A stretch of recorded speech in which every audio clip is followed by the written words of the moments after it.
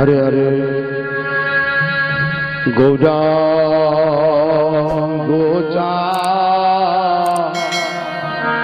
चाँदेरो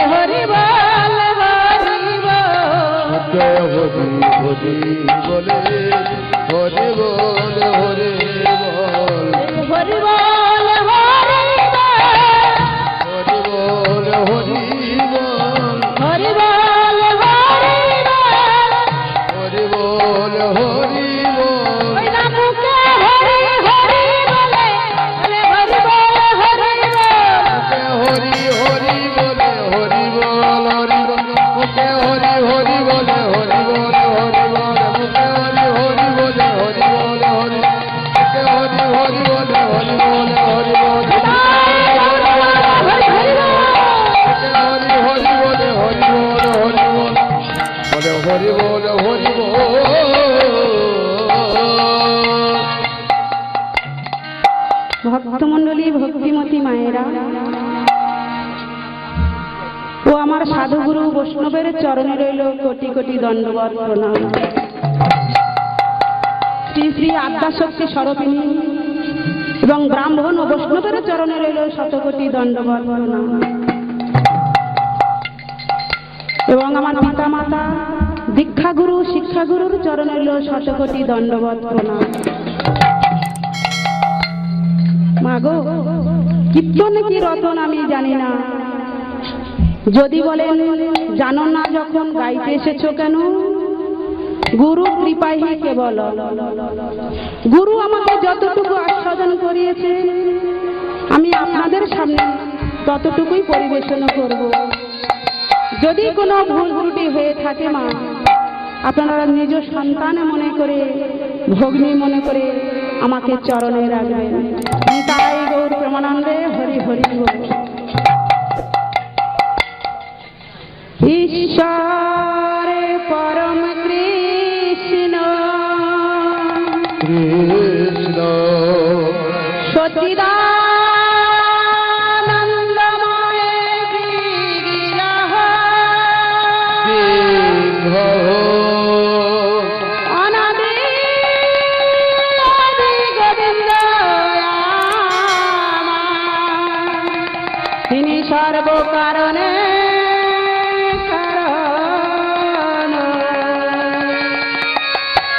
ঈশ্বর পরম কৃষ্ণ সচিদানন্দ বিগ্রহ অনাদি আদি গোবিন্দ আমার সর্ব কারণের কারণ সর্ব কারণের কারণ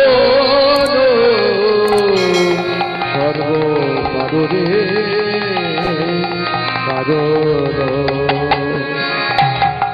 ভক্তমণ্ডলী, ভক্তিমতী মায়েরা এবং আমার বাবারা ও আমার দাদা ভাইরা, ভগবান তিনটি কারণের জন্য আসে বাবা। সেই তিনটি কারণ কি কি না? পরিত্রাণায় সাধনা বিনাশাশ্চ দুষ্কৃত। সাধুদের পরিত্রাণ করতে, ধর্ম সংস্থাপনায় সম্ভাবামি যুগে যুগে। ভগবান কুরুক্ষেত্রের মাঠে দাঁড়িয়ে বললেন, আমি ধর্মকে প্রতিষ্ঠা করতে এবং অধর্মকে বিনাশ করতে আমি আসি সম্ভাবামি যুগে যুগে। মানে আমি যুগে যুগে অবতীর্ণ হই। তা মাগো কোন দিন এসেছিলেন না? 537 বছর পূর্বে সচিগর্ভ সমুদ্র মাঝে নবদ্বীপ ধামে অবতীর্ণ হয়েছিলেন। তা কোন দিনে মা? ফাল্গুন মাসে নক্ষত্র তিথিতে। তাই কি বলছে? ফাল্গুন পূর্ণিমা তিথি নক্ষত্র ফাল্গুনে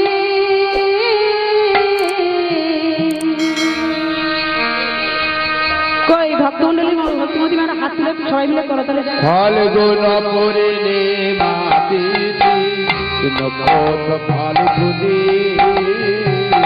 ফাল্গুন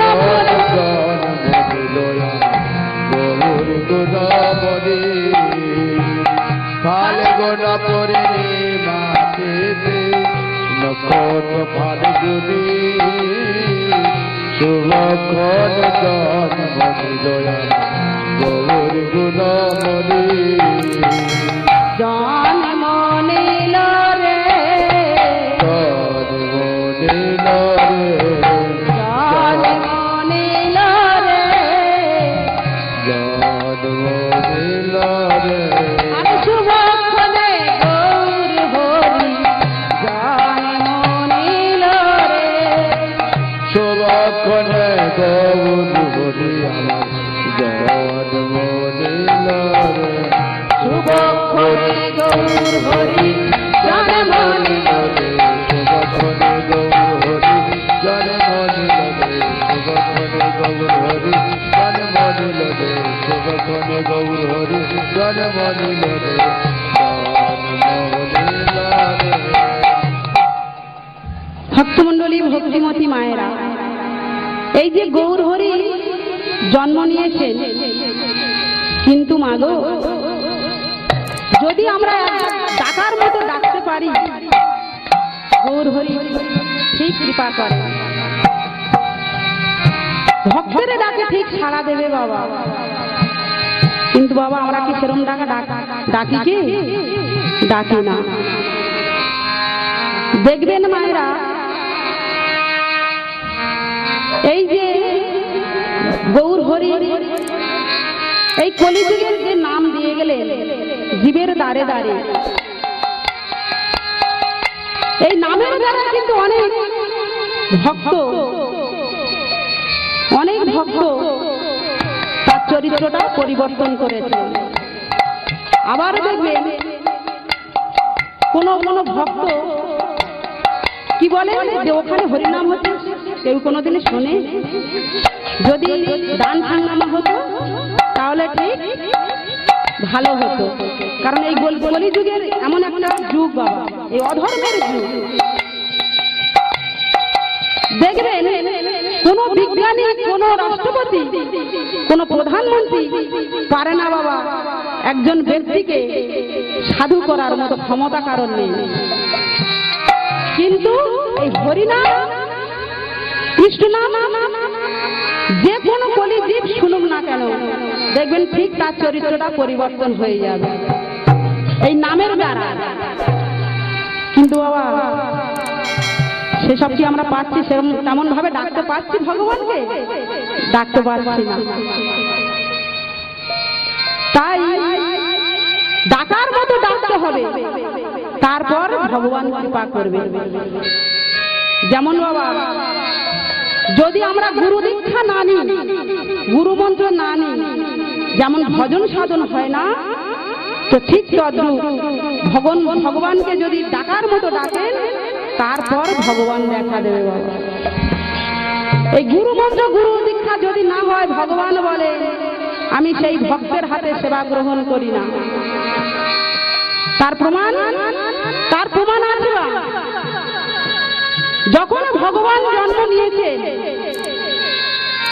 যখন ভগবান জন্ম নিয়েছেন, তখন কিন্তু মা ভগবান হাত পা নাড়েনি। এই কলিযুগের ভগবান যখনই জন্মগ্রহণ করেছেন, তখন ভগবানের হাত পা নড়েনি। পণ্ডিত বিচার করে বলছে কেন নড়ল না জানো? কারণ সতী মাতা দীক্ষা মন্ত্র নেয়নি। সতী মাতা দীক্ষা মন্ত্র নেয়নি বলে ভগবানের হাত পাও নড়ল না, কাঁদলো না। তাই এই কলিযুগের ভগবান বলছে, হে কলিজীব, তোমরা যদি না দীক্ষা মন্ত্র নাও, তোমাদের হাতে সেবা গ্রহণ করব না।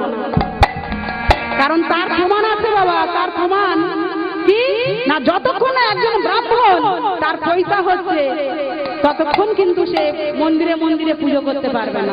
পারবে কি? পারবে না।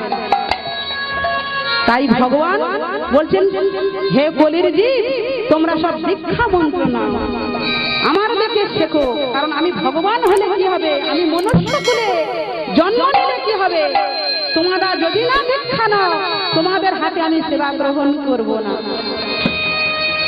তাই মায়েরা সবাই দীক্ষা নিয়েছেন তো? সবাই গুরুমন্ত্র জপ করেন? তাহলে একবার গুরুমন্ত্র জপ করেন দেখি আমার সাথে, হাতে করতালি দিয়ে। তোমরা কৃষ্ণ ভজ, ও তোমরা কৃষ্ণ ভজ, কৃষ্ণ ভজ, কৃষ্ণ ভজ গো, তোমরা কৃষ্ণ ভজ। তোমরা কৃষ্ণ ভজ, কৃষ্ণ ভজ, কৃষ্ণ ভজ গো, তোমরা কৃষ্ণ ভজ। হরি নাম ভজ, নাম জপ, নাম করো, অনন্ত কৃষ্ণের নাম মহিমায়া পাও। তোমরা কৃষ্ণ ভজ, তোমরা কৃষ্ণ ভজ, কৃষ্ণ ভজ, কৃষ্ণ ভজ গো, তোমরা কৃষ্ণ ভজ।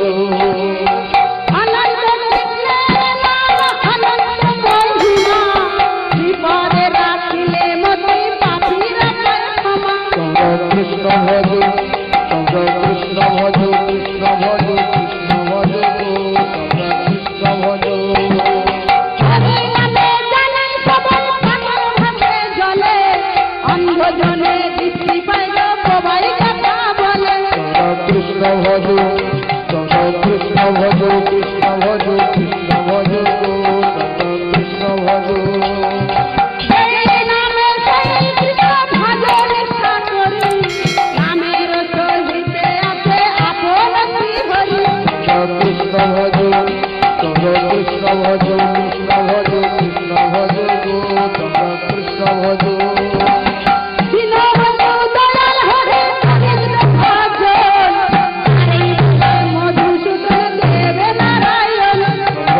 কৃষ্ণ ভজ তোমরা কৃষ্ণ ভজ কৃষ্ণ ভজ কৃষ্ণ ভজ গো তোমরা কৃষ্ণ ভজ তোমরা কৃষ্ণ ভজ কৃষ্ণ ভজ কৃষ্ণ ভজ গো তোমরা কৃষ্ণ ভজ দাদা কৃষ্ণ প্রীতি সবাই হরি হরি বলো গুরু চরণে চরণ করে আপন দেখে চলো কৃষ্ণ ভজ কৃষ্ণ ভজ কৃষ্ণ ভজ গো তোমরা কৃষ্ণ ভজ গুরুদেব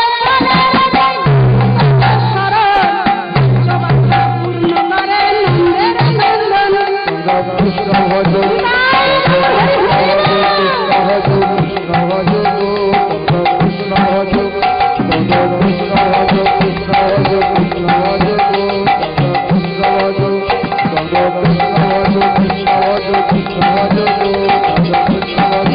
ভজ কৃষ্ণ ভজ কৃষ্ণ ভজ গো তোমরা কৃষ্ণ ভজ তোমরা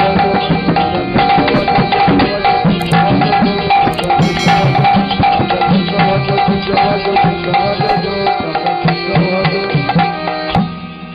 ভক্তমন্ডলী ভক্তিমতী মায়েরা, আচ্ছা আপনাদের এখানে এখানে আর কি বলবো, এটা তো হচ্ছে হাট, একটা হাটের মাঝে অনেকে লক্ষ্মী পূজায় বাবা কলা দেয়, কলা দেয় না, কিন্তু শাস্ত্রে বলছে লক্ষ্মী পূজায় মা কলা দিতে নেই। কি বললাম? লক্ষ্মী পূজায় কলা দেবেন না। অনেকে জানেন না, অনেকে জানে।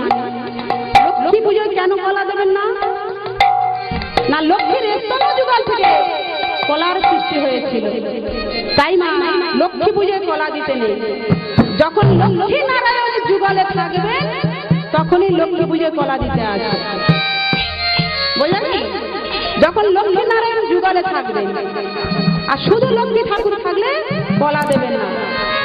আবার অনেকে লক্ষ্মী পুজোয় ঘন্টা বাজায় না, মা বৃহস্পতিবার ঘন্টা বাজাবেন না, লক্ষ্মী পুজোয় ঘন্টা বাজাতে নেই। কেন না, ঘন্ট কর্ম নামে এক দেবতা লক্ষ্মীর সঙ্গে খারাপ আচরণ করেছে, তাই মা লক্ষ্মী পুজোয় ঘন্টা বাজাতে নেই। অনেকে জানে না তো, আবার অনেকে হাত তুলে বলে যে হ্যাঁ আমরা লক্ষ্মী পুজোয় কলা দিই, কিন্তু না মা, লক্ষ্মী পুজোয় কলা দিতে নেই। আবার গুরু মন্ত্র না নিলে ভগবান বলেন তার সেই ভক্তের হাতে আমি সেবা গ্রহণ করি না। অনেকে কি বলে, মিথ্যা কথা বলে না মা। অনেকে ব্রত করে, কিন্তু মা ব্রত করা বৃথায়। কেন না, গুরু মন্ত্র না নিলে তার কোনো ফল হয় না। একজন মিথ্যা কথা বলেছিল মা,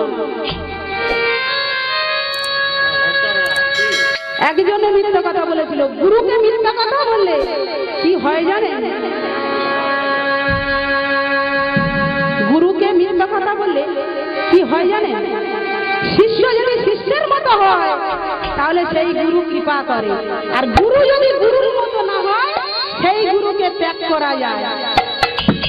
করেছিল মা ত্রেতা যুগে। কে করেছিল?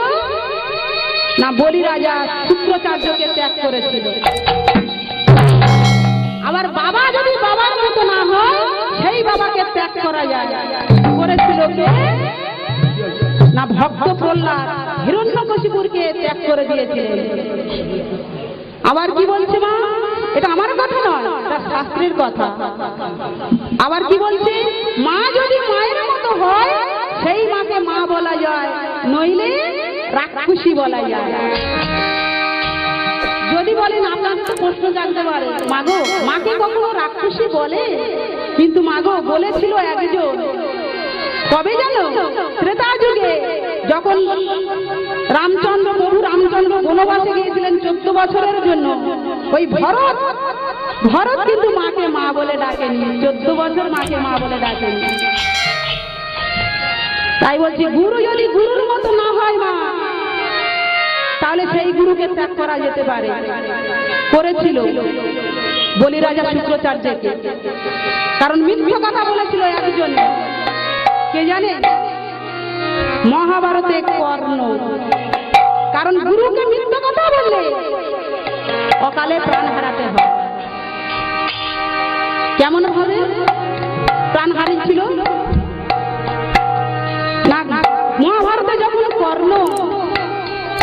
দীক্ষা নেওয়ার জন্য গিয়েছিলেন মা। কার কাছে গিয়েছিল?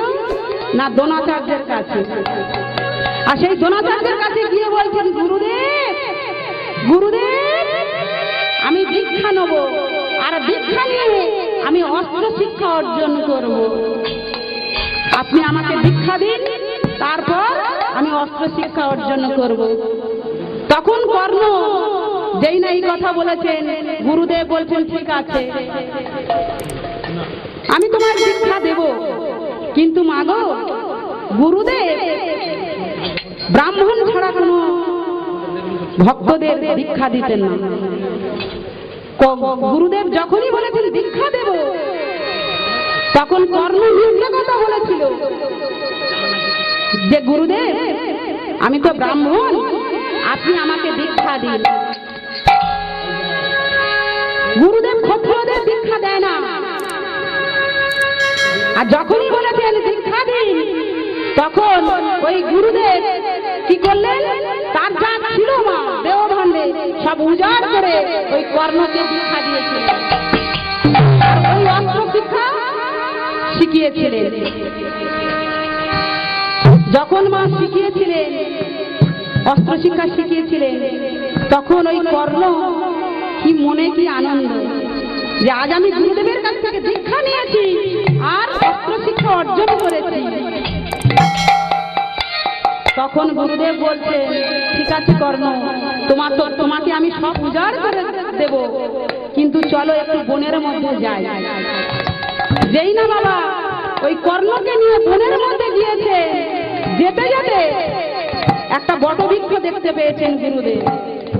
দেখতে পেয়ে গুরুদেব বলছে, কর্ণ কর্ণ আমি তো খুব পরিশ্রান্ত, তাই আমি এই বটবৃক্ষের তলে আমি একটু বিশ্রাম নিতে চাই। কর্ণ বলছেন, গুরুদেব ঠিক আছে গুরুদেব, আপনি বিশ্রাম নিন, আমি অপেক্ষা করছি।